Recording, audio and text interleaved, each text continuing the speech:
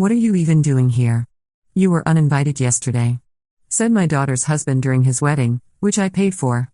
I just smiled and said, "I'm leaving, but first meet my special guest. An old friend of yours." When he saw who it was, he fainted. Tick, tick, tick. The grandfather clock in my hallway counted the seconds as I stared at my phone, reading the text message for the 100th time. My hands trembled slightly as I set the device down on my kitchen counter. "Mom, you're not invited to the wedding anymore. Marcus says it's better this way. Sorry. Sarah." Crash. The ceramic mug I'd been holding shattered against the floor, coffee spreading across the white tiles like spilled secrets. 3 months of wedding preparations. $47,000 of my retirement savings. Years of watching my daughter Sarah fall deeper under the influence of Marcus Wellington, the man who had slowly but systematically isolated her from everyone who truly loved her. And now this. I knelt down, carefully picking up the ceramic pieces, each shard reflecting a memory. Sarah's first day of school. Her graduation from nursing school. The day she brought Marcus home, his charming smile masking something darker that only a mother's intuition could detect. Ring, ring. My phone buzzed against the granite countertop. Sarah's contact photo smiled up at me, a picture from last Christmas when she still hugged me without looking over her shoulder first, checking for Marcus's approval. "Hello, sweetheart," I answered, trying to keep my voice steady. "Mom." Sarah's voice was barely above a whisper. "I'm so sorry." I tried to convince him, but Marcus said. "He said you've been trying to turn me against him." I closed my eyes, feeling 24 years of single motherhood weighing on my shoulders. After Sarah's father left when she was 2, it had been just us against the world. I worked double shifts as a dental hygienist to put her through nursing school. I was there for every heartbreak, every triumph, every 2 a.m. phone call when she needed someone to talk to. Until Marcus. "Sarah, honey, you know that's not true. I've only ever wanted you to be happy." Sniffle. "I know, Mom. But the wedding is in 3 days, and Marcus's family is already here from Boston. His parents think you're difficult." Difficult. The word stung like a slap. I'd been called difficult before, by Sarah's father when I refused to let him back into our lives after his third affair, by my boss when I demanded equal pay for equal work, by Marcus when I questioned why Sarah couldn't visit me alone anymore. "I understand," I said softly. "I love you, Sarah. That will never change." After we hung up, I sat in my empty kitchen, listening to the tick, tick, tick of that old clock. The same clock that had counted down the hours until Sarah came home from dates, the minutes until her college acceptance letter arrived, the seconds until Marcus Wellington walked into our lives and changed everything. But as I sat there, surrounded by coffee-stained ceramic shards, something shifted inside me. A memory surfaced, something I'd buried deep, something I discovered about Marcus 6 months ago but had kept to myself, hoping I was wrong. Ding. My laptop chimed with a new email. Without thinking, I opened it and began typing a message to my old college roommate, Detective Linda Morrison of the Boston Police Department. "Linda, I need a favor. Remember that case you told me about last year? The insurance fraud investigation in Boston? I think I may have some information." Knock, knock, knock. 2 days later, someone was at my door. Through the peephole, I saw a woman in her 50s with graying brown hair and kind eyes behind wire-rimmed glasses. "Margaret Chen?" she asked when I opened the door. "I'm Detective Morrison." We spoke on the phone. My heart hammered against my ribs as I led her to my living room. Linda had been my roommate at State University 30 years ago, back when we were both young and idealistic, before life taught us that sometimes good people have to do difficult things to protect the ones they love. "Thank you for coming all this way," I said, pouring her a cup of tea with hands that barely shook. "Margaret, what you told me about Marcus Wellington. If it's true, it changes everything about our investigation." I reached into my desk drawer and pulled out a manila folder I've been building for months. Photos. Documents. Phone records. All the pieces of a puzzle I'd been too afraid to put together until now. "It started 6 months ago," I began. I was helping Sarah with her wedding invitations when Marcus's phone rang. He stepped outside to take the call, but he left his laptop open. I wasn't trying to snoop, but I saw an email thread about insurance claims. Claims for accidents that, well, they seemed too convenient. Russell. Linda flipped through the pages, her expression growing grimmer with each document. Car accidents in 3 different states. Each time, Marcus was the sole witness to verify the claim. Each time, the payouts were substantial. "There's more," I continued. I hired a private investigator, used some of my wedding fund money. Marcus has been married before. Twice. Both wives died in tragic accidents. Both had substantial life insurance policies. Gasp. Linda's intake of breath was sharp.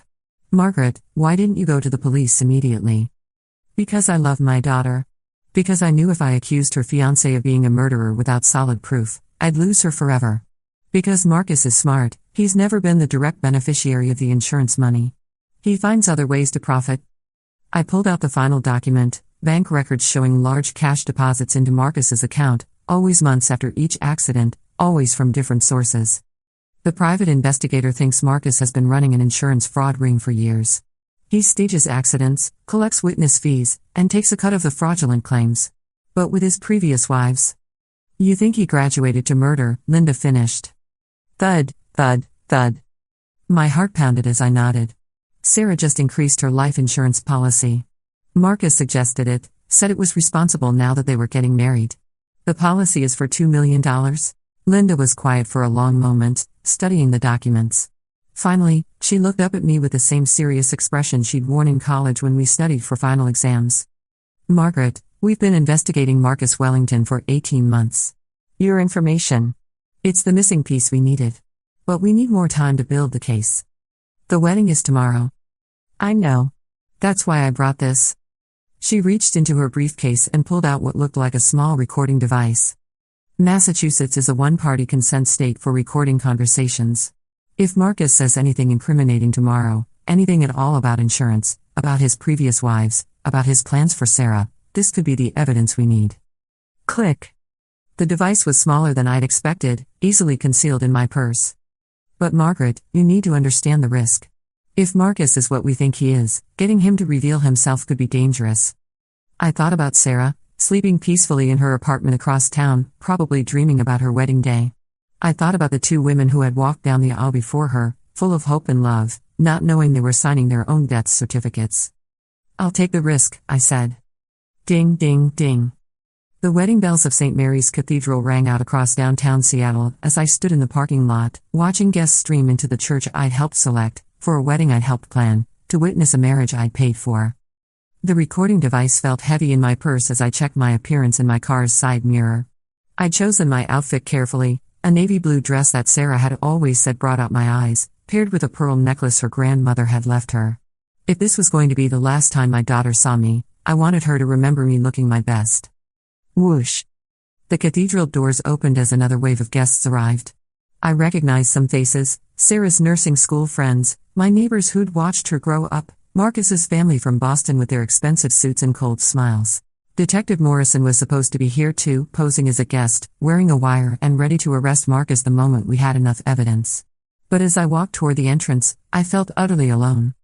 Click, click, click. My heels echoed against the stone steps as I approached the cathedral. Just as I reached for the heavy wooden door, it swung open. Margaret. Marcus's voice was ice cold. He stood in the doorway wearing his black tuxedo-like armor, his perfectly styled hair and practiced smile hiding the predator underneath. What are you even doing here? You were uninvited yesterday.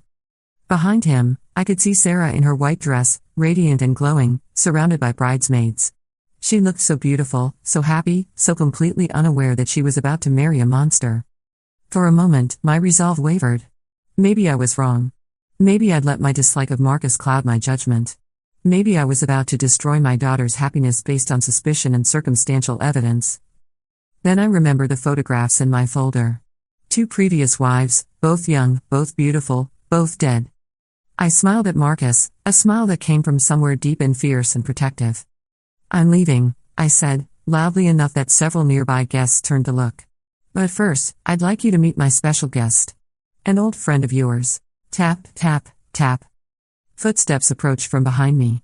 I turned slightly and saw Detective Morrison walking up the cathedral steps, but she wasn't alone. Beside her was a tall man in a dark suit, someone I'd never seen before but who Marcus clearly recognized instantly. The color drained from Marcus's face. His perfectly composed expression cracked like a mask falling away, revealing something raw and terrified underneath. Hello, Marcus, the stranger said. Remember me? Detective James Rodriguez, Boston PD. We met 2 years ago after your second wife's accident. Gasp. Several guests had gathered behind Marcus, including Sarah, who pushed through the crowd to see what was happening. Marcus? Sarah's voice was confused, worried. Who are these people? Mom, what's going on? Marcus opened his mouth as if to speak, but only a choking sound came out. His face went from pale to gray to an alarming shade of blue. Thump. He hit the stone steps hard, his expensive tuxedo providing no cushion against the unforgiving cathedral entrance. Sarah screamed and dropped to her knees beside him, her nursing training taking over as she checked his pulse and breathing. Someone call 911, she shouted, but Detective Rodriguez was already on his radio. As paramedics arrived and Marcus was loaded onto a stretcher, Detective Morrison approached me. He'll be fine, she said quietly. Just fainted from shock. But Margaret, the recording device picked up something interesting. When he saw Detective Rodriguez, he muttered something about not again and they can't prove anything this time either. Wail. The ambulance sirens faded into the distance, taking Marcus away from my daughter forever. Sarah stood in her ruined wedding dress, mascara streaming down her cheeks, looking lost and confused. Mom? She whispered, reaching for me with shaking hands. I don't understand. What just happened? I wrapped my arms around her, holding her close for the first time in months without feeling her stiffen or pull away. I'll explain everything, sweetheart. But first, let's get you out of this dress and somewhere safe. Knock, knock. 3 weeks later, I was in my kitchen making Sarah's favorite soup when she knocked on my door. She'd been staying with me since the wedding day, slowly processing the truth about Marcus as the investigation unfolded. Mom, Detective Morrison called, Sarah said as she entered the kitchen. Marcus confessed. To everything. The insurance fraud, the murders. Both of his previous wives. I set down my ladle and turned to face my daughter. She looked older somehow, as if the trauma had aged her beyond her 24 years. But there was something else in her eyes, a clarity that had been missing for months. How do you feel about that? I asked gently. Grateful, she said without hesitation. Grateful that you saved my life. Grateful that those other families will finally have justice. Grateful that I have a mother who loved me enough to risk everything. Sniffle. We both started crying then, the kind of tears that wash away months of hurt and misunderstanding, tears that heal old wounds and forge new bonds. I'm sorry I doubted you, Sarah whispered against my shoulder. I'm sorry I let him come between us. You have nothing to apologize for, I said, stroking her hair the way I had when she was small. Love makes us vulnerable. That's not your fault. But you knew. Somehow, you knew. Tick, tick, tick. The grandfather clock marked the passing seconds as I considered her words. I knew because I love you, I said finally. Because I've known you since you were born, and I could see that you weren't yourself anymore. Because sometimes mothers have to trust their instincts, even when the whole world tells them they're wrong. Sarah pulled back to look at me, her eyes red but determined. I want to go back to work next week. Real work, not the part-time job Marcus wanted me to take. I want to be a nurse again, help people, make a difference. That sounds perfect. And Mom? I want to pay you back. For the wedding, for the private investigator, for everything. I shook my head. The money doesn't matter, Sarah. Having you back, having my daughter back, that's worth more than any amount I could have spent. Ring, ring. My phone buzzed with a text message from Detective Morrison, Marcus Wellington sentenced to life in prison without parole. Justice served. Thank you for your courage, Margaret. I showed the message to Sarah, who nodded with grim satisfaction. What do we do now? She asked. I looked around my kitchen, the same kitchen where I'd raised her as a single mother, where we'd had countless conversations about boys and school and dreams for the future. The ceramic mug I'd broken that day had been replaced, but I'd kept one small shard as a reminder that sometimes things have to shatter before they can be rebuilt stronger. Now we live, I said. We remember that love isn't about control or manipulation or isolation. We remember that real love sets people free to be their best selves. And we trust that the people who truly love us will always fight for us, even when we can't fight for ourselves. Sarah smiled, the first genuine smile I'd seen from her in months. I love you, Mom. I love you too, sweetheart. Welcome home. Tick, tick, tick. The grandfather clock continued its steady rhythm, marking time not as something lost, but as something precious and ongoing. Outside, Seattle's autumn sun broke through the clouds, casting warm light through my kitchen window. As I ladled soup into 2 bowls, I thought about the woman I'd been 3 weeks ago, desperate, heartbroken, watching helplessly as my daughter slipped away from me. I thought about the risk I'd taken, the faith I'd placed in my maternal instincts, the courage I'd found when everything I loved was on the line. Sometimes being a mother means making impossible choices. Sometimes it means being called difficult or controlling or interfering. Sometimes it means standing alone against the world, armed with nothing but love and the unshakable belief that your child deserves better. And sometimes, if you're very lucky and very brave, it means watching your daughter walk back into your kitchen, free from the shadows that once held her captive, ready to reclaim the bright future that was always hers to live. Clink. We touched our spoons together in a small toast before diving into our soup, the sound echoing off the kitchen walls like a promise that no matter what challenges lay ahead, we would face them together, the way families are meant to do. Buzz, buzz, buzz. 6 months later, my phone vibrated insistently on my nightstand, pulling me from a deep sleep. The digital clock glowed 3:17 a.m., and for a moment, panic seized my chest. Late-night calls always brought bad news. Margaret Chen? The voice was professional but urgent. Yes, this is Margaret. This is Officer Patricia Williams with the Seattle Police Department. We need you to come to Seattle General Hospital immediately. It's about your daughter, Sarah. My blood turned to ice water. What happened? Is she hurt? Ma'am, she's physically fine, but she was involved in an incident tonight. She specifically asked for you.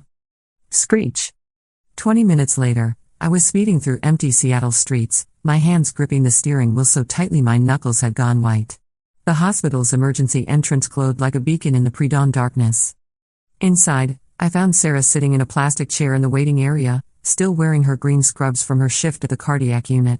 Her face was pale but determined, and she was speaking quietly with Detective Morrison and another officer I didn't recognize. Mom. Sarah stood and rushed into my arms. I'm okay, I promise I'm okay. What happened, sweetheart? Detective Morrison approached us, looking as tired as I felt.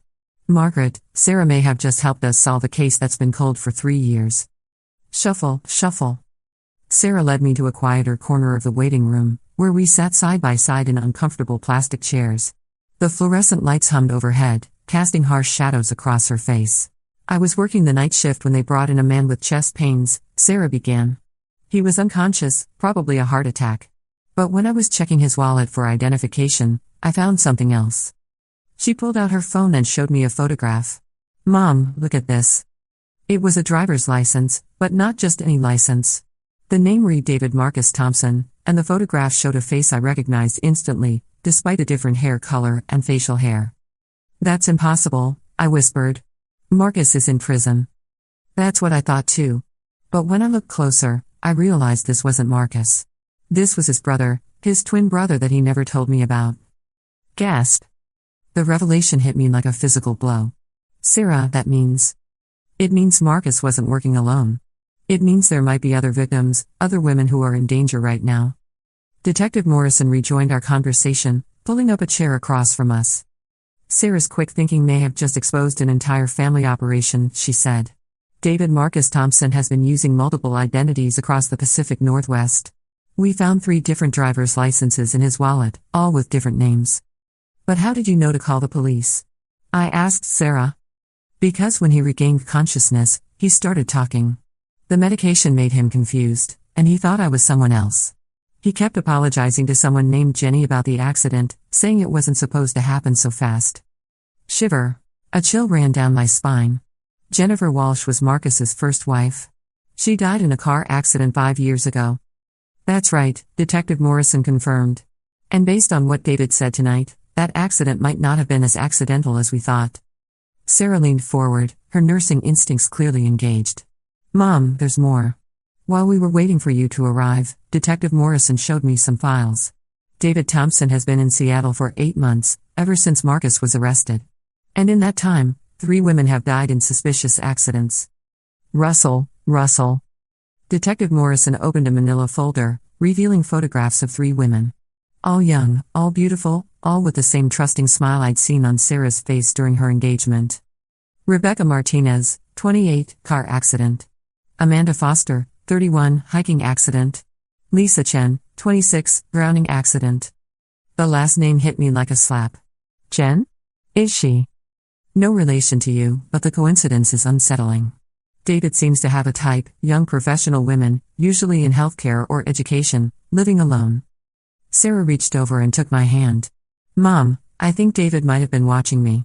When he was delirious, he mentioned a pretty nurse with dark hair who worked nights. The cardiac unit is the only night shift ward visible from the parking garage. Thump, thump, thump. My heart pounded with a mixture of pride and terror. Pride that my daughter had been so alert and brave, terror at how close we've come to losing her all over again. What happens now? I asked. Now we build a case against David Thompson, just like we did with Marcus. But this time, we have Sarah's testimony and the evidence she preserved. The things David said while he was medicated, that's admissible in court. Ding. The elevator doors opened, and a doctor in a white coat approached our group. Detective Morrison? The patient is stable and requesting to speak with someone. He's asking for Marcus's girl. Sarah stood up immediately. That's me. He must still think I'm connected to Marcus somehow.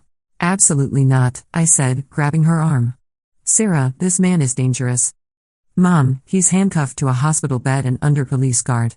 But more importantly, he might say something that could help convict him and bring justice to those other families. Detective Morrison nodded slowly. Sarah, you're not a police officer. You don't have to do this. But I want to. Those 3 women, Rebecca, Amanda, Lisa, they deserve justice. Their families deserve answers. And if I can help provide that by talking to David for a few minutes, then that's what I'm going to do. Click. The sound of the recording device being activated was barely audible, but it represented hope for justice that had been denied for too long. 20 minutes later, Sarah emerged from David Thompson's hospital room with tears in her eyes but triumph in her voice. He confessed, she said simply. He thought I was working with Marcus, and he wanted to impress me with stories about how clever they were.